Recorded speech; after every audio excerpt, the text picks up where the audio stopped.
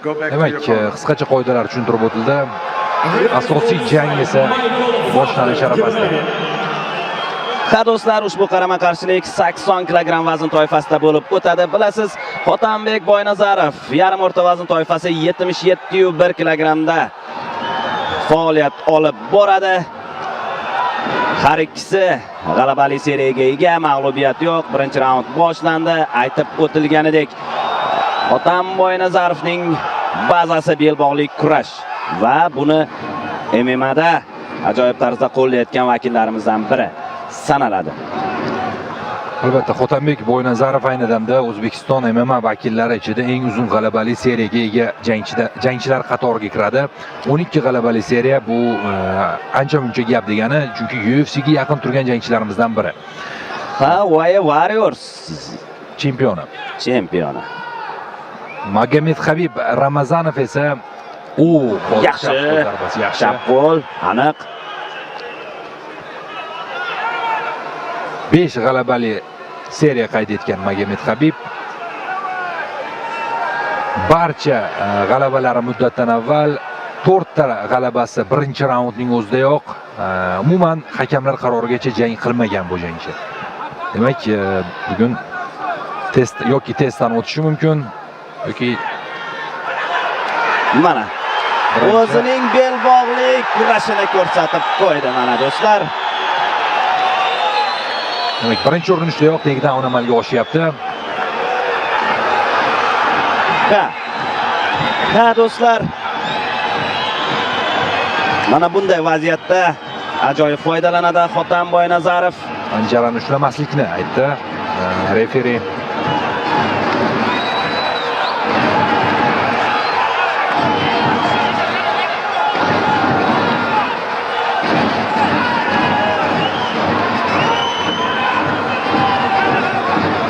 Nazoratni amalga oshirishga harakat qilyapti Hotanbek. Biroz qiyin bo'lyapti albatta. Yana bir takedownga harakat qilib ko'radi.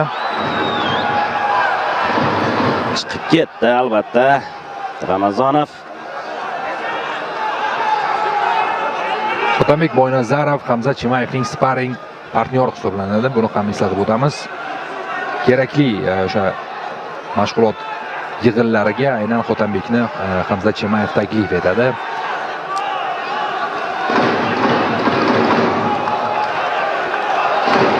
Ehtiyot bo'lish kerak. Yaxshi. Navbatdagi takedown amalga oshish arafasida bo'ynini berib qo'ymaslik kerak. Gilotinaga o'tib ketish arafasida yo'q. O'xshamaydi bu yerda gilotina. Hotanbek hammasini to'g'ri qildi. Yon tomondan nazoratni amalga oshirishadi. Bekmountga o'tib ketyapti.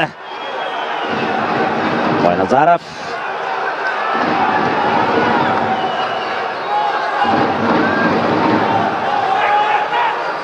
qulatyapti raqibni. Boynazarov lekin ushlab turish oson bo'lmayapti. Shuncha chandiqni ko'ryapmiz Magomed Habibning tanasida. Juda kuchli tizza zarbalari.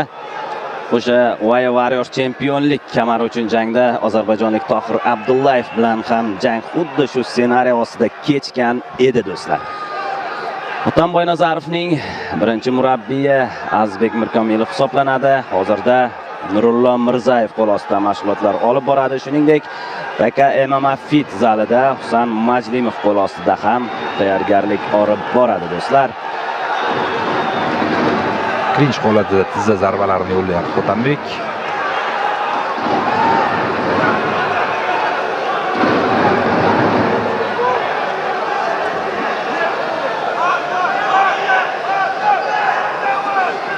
Astoydil harakat qilyapti chiqib ketishga.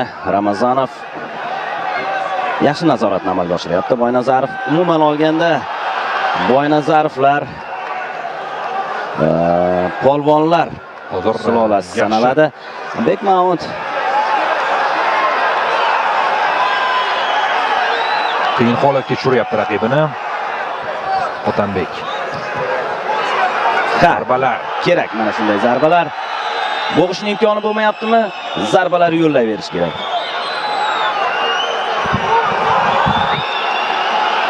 Ha do'stlar, ha! davom etmoqda. Ketma-ket zarbalar bilan Boynazarov so'nggi 10 soniya biroz vaqt yetmayapti-da. Referi ham o'zi aktivlik so'radi raqibdan. Bo'lmasa jangni to'xtataman dedi. Va shu tariqa birinchi raund o'z poyoniga yetyapti. Ustunlik Hotam Boynazarov tarafida.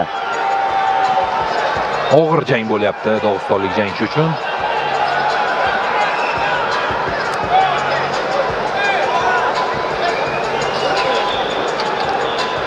Takroriy lavhalar namoyish etishadi. Boshida zarbalar ham o'tdi yetarlicha. Hotam Boynazarovni ushbu jangga tayyorgarlik ko'rish jarayonida bir qator belbog'li kurash vakillari ham yaqindan yordam berdi. Jumladan o'sha jahon chempioni Husniddin Ro'ziyev, Azam polvon, Muhammad polvon, Doniyor polvon, ular polvonlar. Asilbek Muhammadjonov, Asrorbek Anvarjonov, ba'zilar qolib ketgan bo'lsa aybga buyurmaysiz.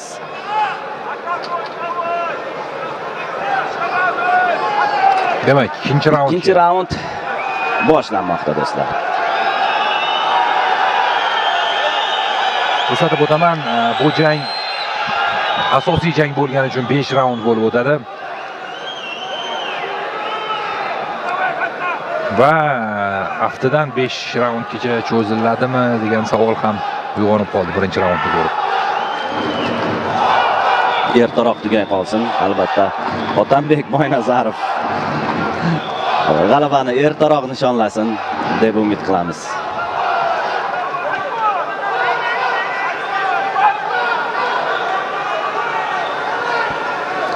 Yuqoridagi fikrimni tugallab qolaman. Boynazarovlar polvonlar sulolasi sanaladi. Ukasi Odilbek Boynazarov takedown. Ko'pkari, ya'ni uloqchi, otasi ham Ne'mat polvon, yanglishmasam agar. Mana shunday polvonlar sulolasidan. Va ikkinchi raundda ham jang parterga ko'chyapti. Ustunlik hamyurtimiz tarafida. Zarbalar bilan davom ettiryapti Otambek Boynazarov ushbu holatdan.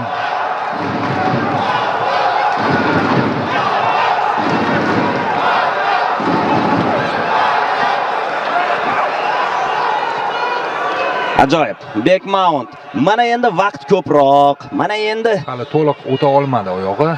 O'tkaza olmadi. Ramazanov qoldi.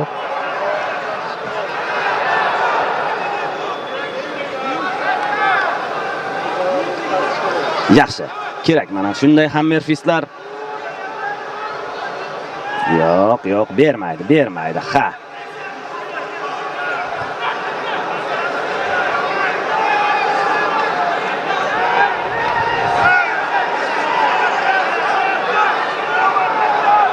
Zarbalar.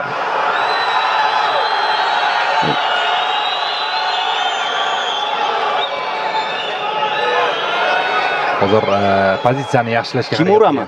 Otambek va Kimuraga olmoqda va jang o'z poyoniga yetyapti do'stlar. Ajoyib g'alaba.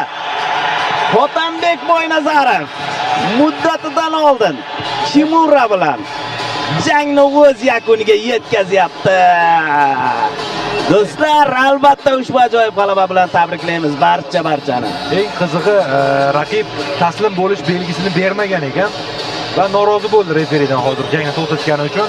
Referi esa menimcha qulog'iga "Men seni sog'lig'ingni o'yladim" deb qo'ygan bo'lsa ajab emas.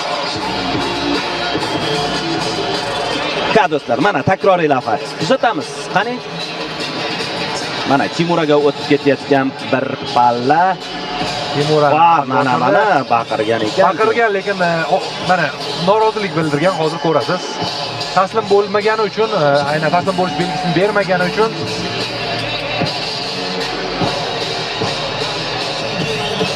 norozi ekanligini aytganman edi. Lekin o'zi baqirish ham mumkin emas o'zi aslida. Referi istalgan vaqtda jangni to'xtatishi mumkin. Nima bo'lganda ham 13-g'alabali seriya va 13-si yana bir mag'lubiyatsiz jangchi ustidan bo'ldi. Bu albatta oddiy g'alabadan ko'ra ming chandon yaxshiroq. Ha do'stlar, Mangu Ligasining ilk turniri mana shunday yuqori notada yakunlanyapti do'stlar. Markaziy jang Hotamboy Nazarov g'alabali seriya davom etadi. Navbatdagi jangi esa albatta okean ortida Amerika Qo'shma Shtatlarida UFC'da bo'lishini istardik. Bunga u juda ham yaqin.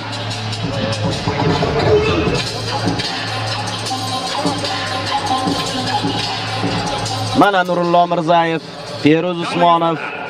Markaziy jang g'olibi, победитель главного boya вечера O'zbekiston Andijon Hotabek Boynazarov.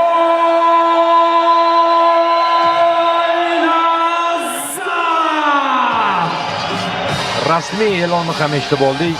Hotabek Boynazarov asosiy jang g'olibi. Mana raqib